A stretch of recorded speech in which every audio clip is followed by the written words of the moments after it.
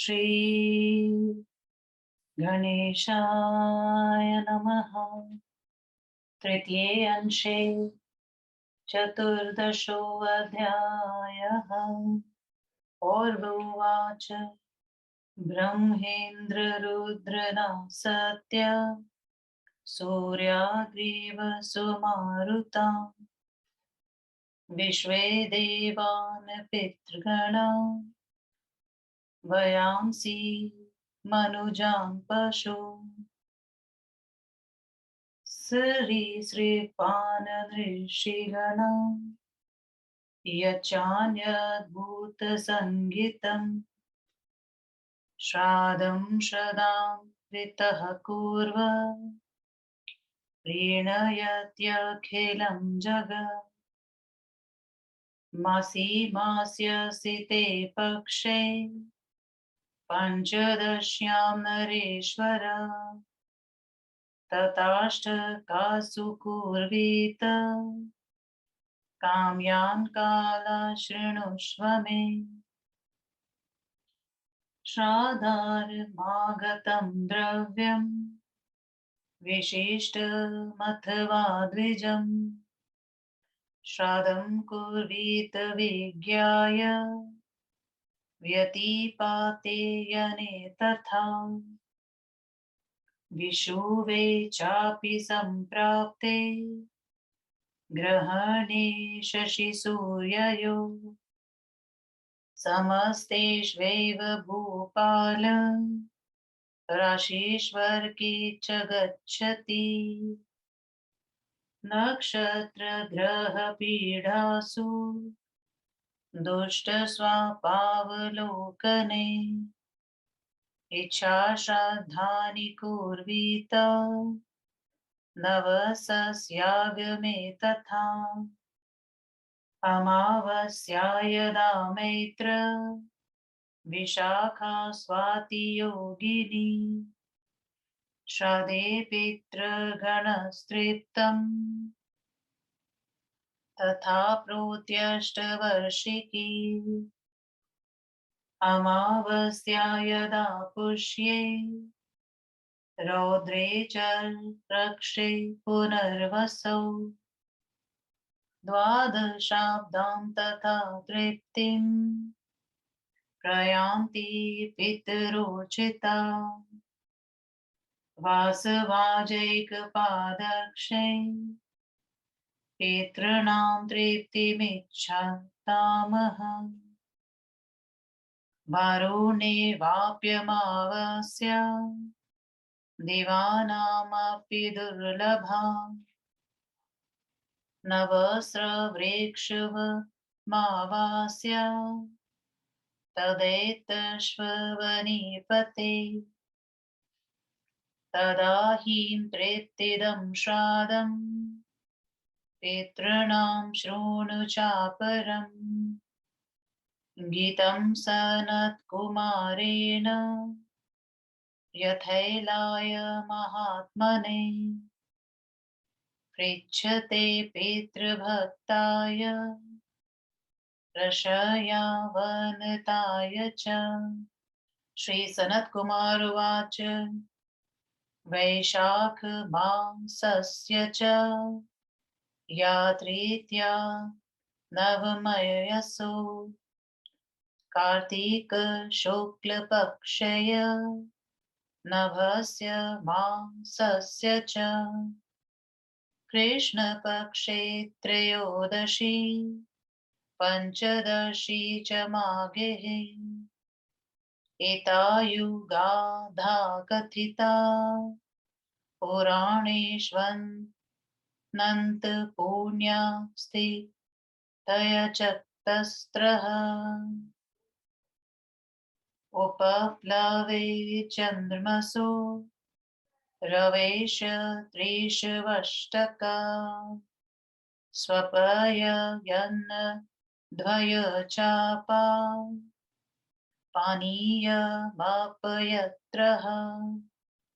तिलैर्विमिश्रं दत्ता पितृभय प्रयतो मनुष्यय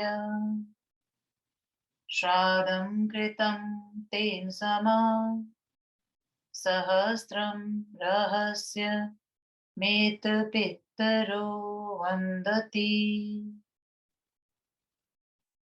माघे ते पञ्चदशी कदाचिदुपैति योगमम् यदि वारुणे श्रीशे कालस्य परः पितॄन्नामना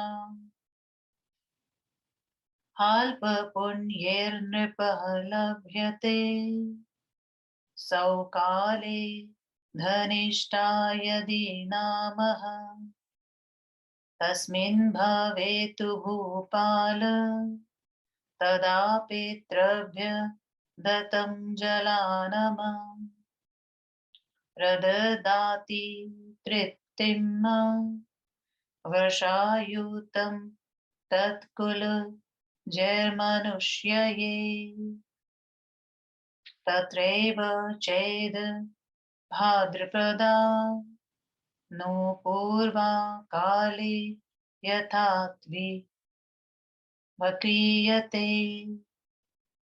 पितृभ्यः श्राद्धं परां तृप्तिमुपेत्य तेन युगम् सहस्रं पितृस्वपन्ति गङ्गाशद्रुं यमुनां पिशा विपाशामः सरस्वती नैमिष गौमती वातत्रावगाहारचना माद्रेण कृत्वा पितॄणां दुरितानि हन्ति गायन्ति चेत् पितरः कदा नु वर्षां धृतृप्तिं वाप्य भूयः मधासीतान्ते शुभतीर्थे तोयैर्याश्रयां तृप्तिं महां तनयादिदैतते चित्तं च वित्तं च नृणां विशुद्धम् शस्तश्व कालकथितो विधिश्च पात्रं यथोक्तमा परमा च भक्तिर्नृणां पृच्छन् त्रयभिवाञ्छितानि पितृगीतान्तथैवात्र श्लोकास्ता शृणु पार्थिव श्रुत्वा तथैव भवता भाव्यं तत्राधृतात्मना अपि धन्यकुले जाया दस्माकं मतिमान् नर अकुर्वन् वीतशाष्ठयं च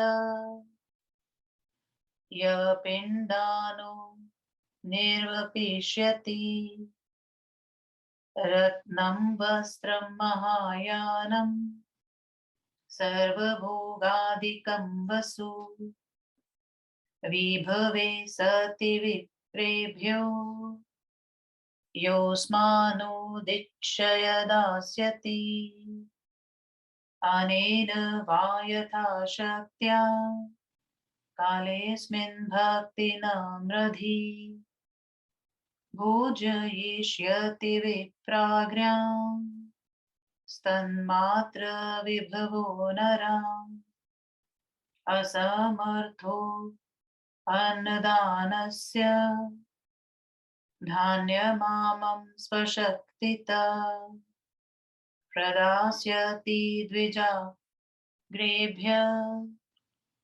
स्वल्पाल्पां वापि दक्षिणामः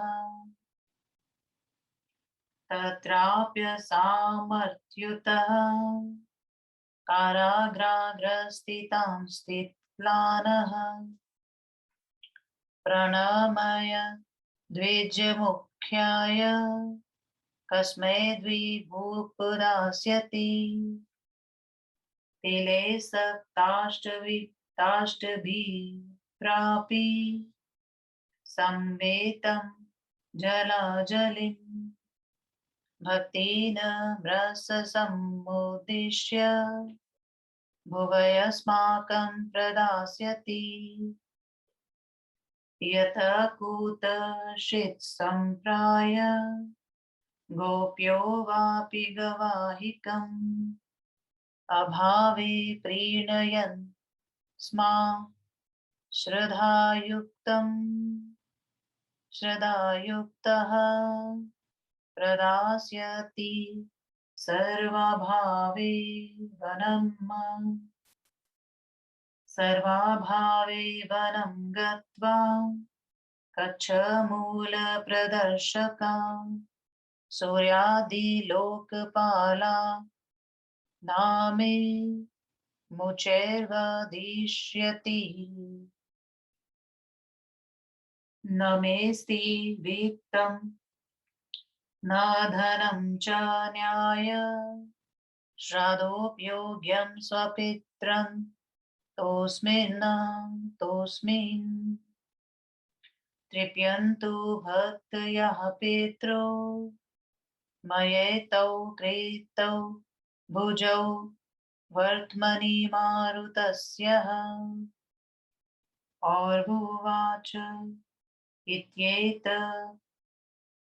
तप्तपितृभिर्गीतं भावाभावप्रयोजनं या करोति कृतं तेन श्राद्धं भवति पार्थिव इति श्री विष्णु महापुराणे तृतीये अंशे चतुर्दशोऽध्यायः।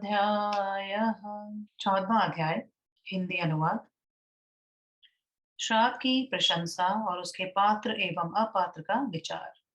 और हमने कहा, राजन, श्रद्धा पूर्वक किया गया श्राद्ध कर ब्रह्मा, इंद्र, रुद्र, अश्विनी कुमार, सूर्य, अग्नि, वसुगण, मरुदगण, विश्वदेव, पितृगण, पक्षीगण, मनुष्य, पशु, सरीसर्प, ऋषिगण तथा भूतगण इत्यादि संपूर्ण जगत को प्रसन्न कर देता है। हे नरेश्वर, प्रत्येक मास के कृष्ण पक्ष की अमावस्या के दिन तथा अष्टकाओं में हेमंत और शिशिर इन दोनों ऋतुओं के प्रत्येक मास के शुक्ल पक्ष की अष्टमी तिथि को श्राद्ध करना चाहिए। इसे ही नित्य श्राद्ध काल कहते हैं। अब काम्य श्राद्ध काल को सुनो। किसी विशिष्ट ब्राह्मण के घर में आए हुए श्राद्ध के योग्य पदार्थ को जाने तो उससे व्यतिपात योग में या दक्षिणायन और उत्तरायण के आरंभ के दिन काम्य श्राद्ध करें। विषुव की संक्रांति पर चंद्रमा तथा सूर्य ग्रहण के अवसर पर सूर्य के प्रत्येक राशियों में प्रवेश करने पर, नक्षत्र अथवा ग्रह की पीड़ा होने पर, दुःस्वप्न दिखने पर और घर में नवीन अन्न आने पर काम्य श्राद्ध करना चाहिए। जो अमावस्या मित्र, देवता, अनुराधा, विशाखा या स्वाति नक्षत्र से युक्त होती है, उसमें श्राद्ध करने से पितृगणों को 8 वर्ष तक तृप्ति बनी रहती है। जो अमावस्या रौद्र, आर्द्रा, पुष्प, पुष्य अथवा पुनर्वसु नक्षत्र से युक्त होती है, उसमें श्राद्ध करने से पितृगणों को 12 वर्ष तक तृप्ति बनी रहती है। पितृगणों को तृप्त करने की इच्छा वालों के लिए धनिष्ठा, पूर्वा भाद्रपद या शतभिषा नक्षत्र की अमावस्या दुर्लभ होती है। हे राजन, इन नव नक्षत्रों में होने वाली अमावस्या तथा उस समय किया गया श्राद्ध पितरों को अत्यंत तृप्तिप्रद होता है। पितृभक्त तथा विनीत इलापुत्र पुरूरवा के पूछने पर महर्षि सनत कुमार ने कहा था। श्री सनत कुमार ने कहा, वैशाख मास के शुक्ल पक्ष की तृतीय, अक्षय तृतीय, कार्तिक मास के शुक्ल पक्ष की नवमी तिथि, अक्षय नवमी, भाद्रपद मास के कृष्ण पक्ष की त्रयोदशी तथा माघ मास की अमावस्या से 4 तिथियां पुराणों में युगात कही गई हैं।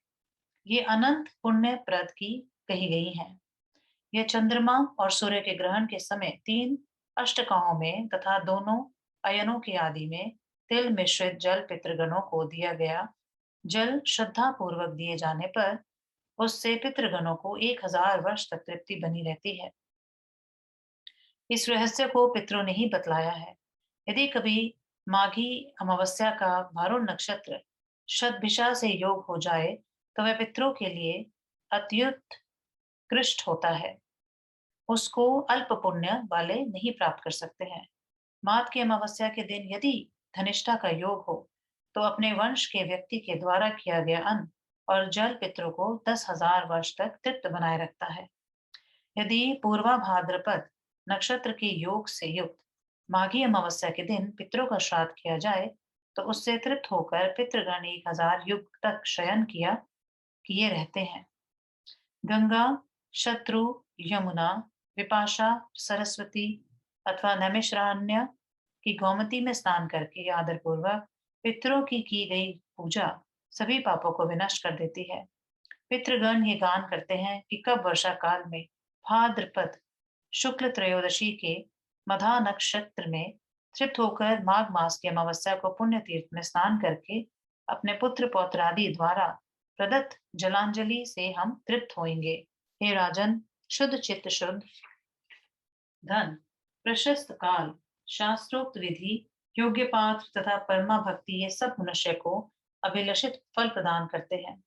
हे पार्थिव, पितरों द्वारा गाए गए कुछ श्लोकों को सुनो और सुनकर उसके अनुसार आदर पूर्वक आचरण करो। क्या हमारे कुल में कोई ऐसा पुरुष होगा जो वित्त की शटता, कंजूसीपन को छोड़कर हमें पिंडदान प्रदान करेगा, जो संपत्ति के रहने पर हम लोगों की तृप्ति के लिए ब्राह्मणों को रत्न, वस्त्र, महायान तथा सभी भोग की सामग्रियों को प्रदान करेगा, अथवा अपनी शक्ति के अनुसार श्राद्ध काल में भक्ति भावना पूर्वक श्रेष्ठ ब्राह्मणों को केवल अन्न मात्र से ही भोजन कराएगा, भोजन कराने में भी असमर्थ होने पर अपनी शक्ति के अनुसार कच्चा अन्न और थोड़ी सी दक्षिणा श्रेष्ठ ब्राह्मण को प्रदान करेगा। हे राजन, उसमें भी असमर्थ होने पर अपने हाथ में तिल लेकर उसे किसी ब्राह्मण श्रेष्ठ को प्रणाम करके हम लोगों के निमित्त प्रदान करेगा, अथवा हम लोगों के लिए भक्ति भावना से भरकर 7-8 तिलों से युक्त जल पृथ्वी पर छोड़ेगा। उसमें भी असमर्थ होने पर कहीं ना कहीं से गांव के एक दिन का चारा लाकर गांव को हम लोगों के निमित्त श्रद्धा पूर्वक खिलाएगा। इन सभी वस्तुओं के अभाव में वन में जाकर अपने कक्ष मूल को सूर्य आदि दिक्पालों को दिखाता हुआ उच्च स्वर से कहेगा, मेरे पास श्राद्ध करने योग्य ना धन है, ना सामग्री है, अतएव मैं भक्ति पूर्वक अपने पितरों को प्रणाम करता हूँ, तो इसी से वे तृप्त हो जाए। मैंने अपनी भुजाओं को आकाश में उठा रखा है। और मैंने कहा, इस तरह से पितृगण के द्वारा गए गाए हुए प्रकार से धन के रहने अथवा नहीं रहने पर जो आचरण करता है, वह उस आचार से विधि पूर्वक श्राद्ध कर देता है। इस तरह श्री विष्णु महापुराण के तीसरे अंश के 14वें अध्याय का शिव प्रसाद द्विवेदी श्रीधराचार्य कृत हिंदी अनुवाद संपूर्ण हुआ। ओम नमो भगवते वासुदेवाय।